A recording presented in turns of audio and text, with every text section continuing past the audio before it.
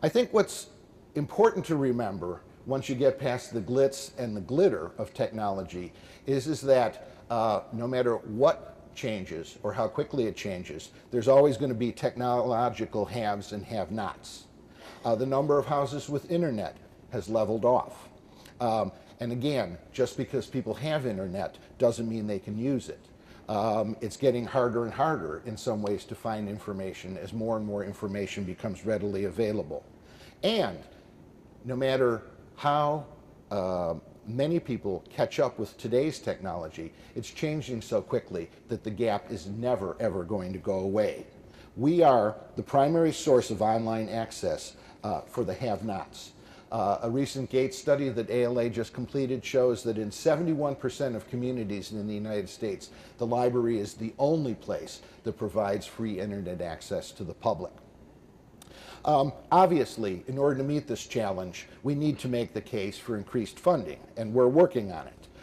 Gates has shown that libraries are at capacity, and in fact, over the course of the last year, in fact, have fallen further behind in overall capacity, whether it's terminals, whether it's space, whether it's bandwidth, to accommodate streaming video, interactive applications, virtual reality, you name it. And e-government is already here.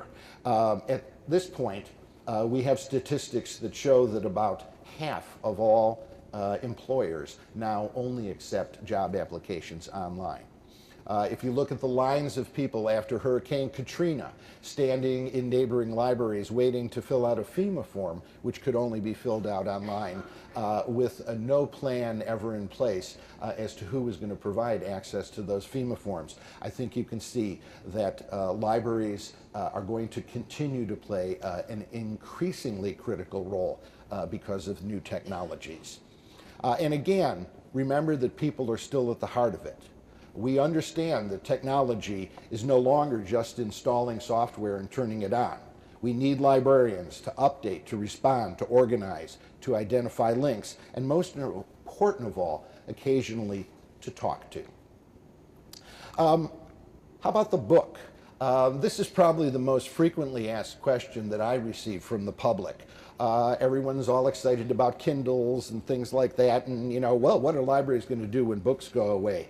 And I think my answer is that by the time electronic books are as portable, durable, inexpensive as traditional paper books, they will pretty much look and feel and smell and handle like traditional books. Once they invent a Kindle that can survive a summer on the beach, we will be all set. The second set of challenges that we face are societal. We know that our society is changing. The question is, what can and should we do to create the best possible future for our society as librarians? First, I think it's important that we can serve all. We must work and continue to work to overcome barriers of poverty, race, culture, language, and disability. We are far from having achieved those goals. Those are critical goals, and libraries play a key role in bringing people who are disenfranchised into our society. Second, we can lead the way in diversity. America's changing, and the profession has to change with it. We need to reflect our communities. A recent study that we did showed that over the course of the 1980s, there was actually no gain whatsoever in the number of librarians from ethnically diverse groups. That's a discouraging statistic. We need to do what we can to embrace and to set an example as a profession. ALA now for a decade has had the Spectrum Scholarship Program. We're very proud that 500 Spectrum Scholars are now out working in libraries. Any Spectrum Scholars here at all? Excellent, great. We are currently undertaking an initiative called the Spectrum Presidential Initiative. We're attempting to raise $1 million from both our members, from the vendor community, and from outside sources for the first time, because we need to really step up our efforts. We need to do more than the 70 scholarships we're currently able to offer. That's just a drop in the bucket. We've got a long, long way to go. Third, we can work to preserve the First Amendment rights of library users. Why does this matter? Everyone knows that censorship is not something that has gone away. It's very much alive and well. I've spoken with some people here already that have been through it. When you look at things, whether it's the Patriot Act or DOPA or SEPA, there are continued efforts in the name of morality to try and control or to monitor what people are reading and the information that people are accessing. I think it's very important that we as librarians be willing to take a bold stand and say that somebody who needs to come in and get medical or health information should be able to do that without having somebody look over their shoulder.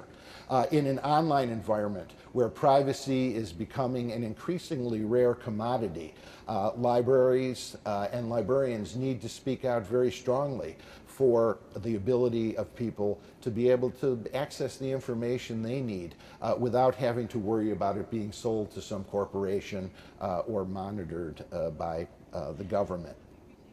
Fourth, we can fight to keep information free. Copyright. There's a word that usually gets a crowd excited. Copyright is just as dull as mud. There's no question about it. It's an abstract concept, but the reality is there are very, very powerful people out there. You know, the ghost of Walt Disney, and you know, the media and the publishing industries who would like to restrict our ability to do what we do, which is to make materials available to the public for free. We need to continue to fight to preserve copyright protections. And the other really key area is that we need to protect access to government information. If you look at the Environmental Protection Agency libraries, those libraries were closed under a plan that supposedly was going to make them digital, but in fact which lost most of the information in those libraries.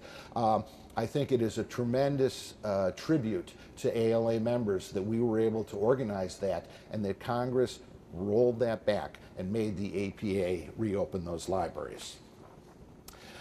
Fifth, we have to continue to attract the best and the brightest. And I say continue because, of course, we do have the best and the brightest represented here.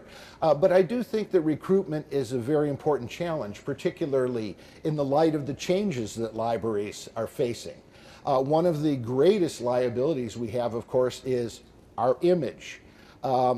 The traditional librarian, you've all read about them in a D.H. Lawrence novel. Their nerves were shattered in the First World War. They can't take loud noises. They need a job where they can just sit around and read. These are the people that you know, are librarians in many, many people's minds. The reality is that libraries are not even about books or even about computers. They are about people, and people who have the skills to be able to interact and to work with people. I do think that one of the things that, if we want to talk about myths that need to be dispelled, I don't know if you recall, but 7 years ago we were very concerned that the baby boomers were going to retire and there would be no one to staff libraries. I call this the baby boom Y2K phenomenon. Because in fact, thanks to the stock market, all of us will now be working until we drop. There will be no need to replace anybody. They'll just slump over at their desks quietly. But the reality is that, in fact, there is a great next generation, you know who you are, out there ready to step in and do